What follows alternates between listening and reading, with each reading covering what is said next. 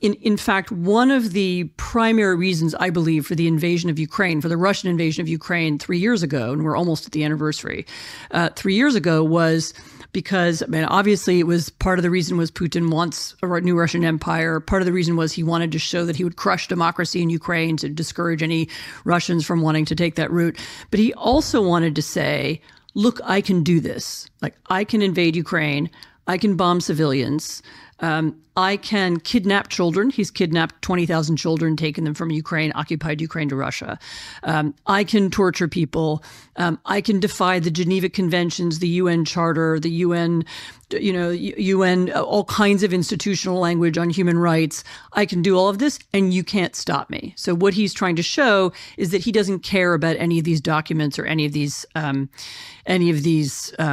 laws or rules or norms from the 20th century and from the early part of the 21st century. And they are seeking really to create a different kind of world. And Putin uses this word multipolarity, which actually, I mean, just on the face of it is a neutral word. I mean, multipolarity means that there are lots of powers and who have a lot of nations who have power, and that's obviously true. I mean, so multipolarity exists. I mean, it's real. But he's using it in a very specific way. He's talking about multipolarity replacing what he calls hegemony. And by hegemony, he means a world in which those kinds of laws and language, the language of rights, the language of borders, the language of the rule of law, is abolished in favor of essentially a world in which very big countries get to decide what they want and little countries don't have sovereignty. And if Russia wants to invade Ukraine, Russia gets to do that and nobody can stop them.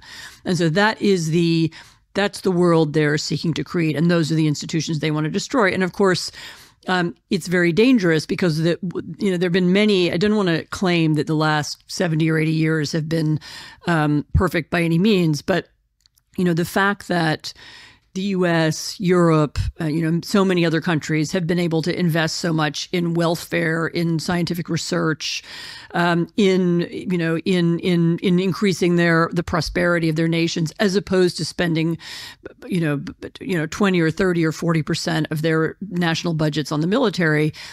This has been the blessing of the post-war world. This is one of the reasons we've had so much prosperity.